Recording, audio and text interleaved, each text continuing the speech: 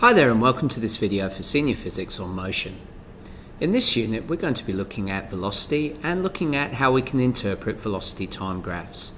Now we looked at in our previous post at distance time graphs and we worked out that using distance over time, or the gradient of the line, that would give us the velocity. So in this scenario what we're going to do is we're going to set up velocity time graphs. So here you can see we've got a graph which has been set up with velocity going up the y-axis in meters per second and time going along the x-axis in seconds. We've now got a straight line which is curving, which is basically moving upwards. Now we've got a straight line there, and basically from this we can work out the gradient. Now the gradient of a velocity time graph is going to equal our acceleration. Now remember, our gradient is made up of our change in velocity over the change in time. We call this the rise over the run. Hence from this we get the algorithm that acceleration is made up of change in velocity over the change in time. So we need to remember that definition. The definition that we learnt in our very first video on terms has now been incorporated into a mathematical relationship. And that mathematical relationship comes from observations which have then been plotted on the graph. So hopefully you're able to see that the graphs are really important when it comes to determining or coming up with a mathematical relationship which we can utilize in physics. So be warned that when you study physics, a lot of the things that we use, the equations that we use, have often stemmed from observations, and then they have been graphed, and then those graphical relationships have been converted into a mathematical relationship, which are the equations that you use every day. Now in this graph we can see that we get a straight line which is rising upwards away from the horizontal, and this means that we are accelerating at a constant rate. This means that the speed is changing at a constant rate over time. Now let's look at a couple of other graphs and try and determine what that is happening in each of those cases. In this case we've got a horizontal straight line. That means that the velocity is actually keeping at a constant level. It's not changing. If we've got no change, then hence we've got no acceleration. So a horizontal straight line will give us a constant velocity, hence no acceleration. Now if you remember back to our distance time graphs, a straight line basically meant that we were stationary, we weren't moving at all. In this case, it's determining that our velocity is constant. Let's look at this graph. In this graph, the line is actually sloping straight downwards. What this means is that the velocity is actually decreasing as time goes on. Hence we get a deceleration, or a negative acceleration if we use vector notation. And we'll be looking more about vectors later on in this unit. So if the curve is sloping straight up, then we've got a constant acceleration because our speed is increasing. If we've got a horizontal straight line, our velocity is constant and no acceleration. And if our curve is moving straight downwards, then we've got a constant deceleration as our velocity is decreasing.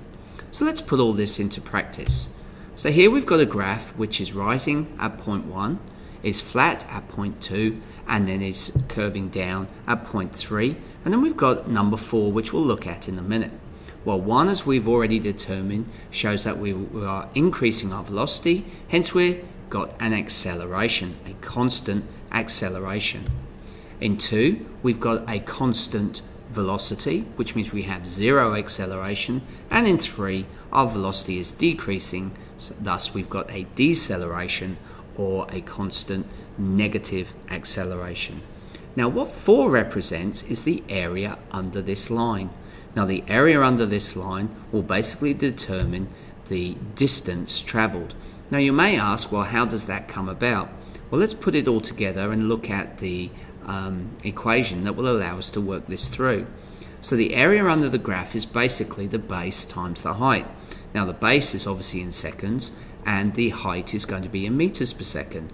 So let's put those units together and see what happens when we solve them algebraically. So we'll put our units down. So along the base we've got our time in seconds, and we're going to multiply that by our units for velocity, which is in meters per second. So it's s times m over s. Now the two s's cancel out, which leaves me with just meters. Hence the area under under a velocity time graph is going to be our distance in meters. So again, you can see that we've got our graph which has been utilized to determine a variety of different things. Graphs are really, really useful, and as a result, as physicists, it's really important that you get to learn them. Okay, so let's have a look at an example. We've got a graph similar to the one that we used below, but with a few more units on, of a train going between two stations. From this, we're going to find the acceleration, the maximum velocity, the retardation or the deceleration, and the distance traveled. Okay, pause the video now, see if you can solve it, and then come back and we'll run through the answers. So pause it now. Okay, welcome back. So how did we get on? So let's look at the acceleration. Well, we're talking about acceleration, which is a positive acceleration. So basically that's going to be the first line in our graph. So basically what we're going to look at is the change in velocity. Now change in velocity is basically going to be 30 divided by the time 20, which gives us 1.5 meters per second. Now basically what we did there, the change in velocity was 30 minus what we started at, which was 0. So for change in velocity, we can always work this out by doing our final speed minus our initial speed, and that will always give us our change in velocity. Again, we'll study a bit more about that later on in this unit. Now let's look at the maximum velocity. Well, reading off the graph, the highest velocity it ever gets to is basically 30 meters per second, as can be shown by that dotted line, that horizontal dotted line.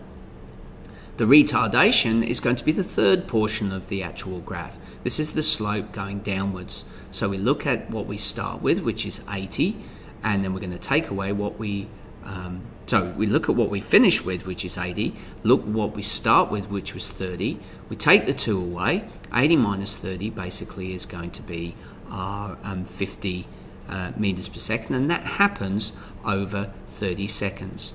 So basically we're going to solve this, and the result is that we get minus 1 meter per second. So the retardation is 1 meter per second, or it's a minus value if we're talking about acceleration. Because acceleration, we always say positive is going upwards, negative is going downwards, it's a vector. Again, that will make more sense when we look at vectors later on. Now the distance traveled is going to be the area under the graph. So what we have to do is to look at and split them up into various sections. We've got a triangle, followed by a rectangle, followed by another triangle. So work out the area for each, and we end up with 1,650 meters. Now you will notice that a velocity time graph basically gives us a lot more information. So it's important that you're able to go through and interpret this graph and be able to utilize the various portions of this graph later on. Okay, so I hope you found that useful. Do go and check out the worksheets that I provided on this post.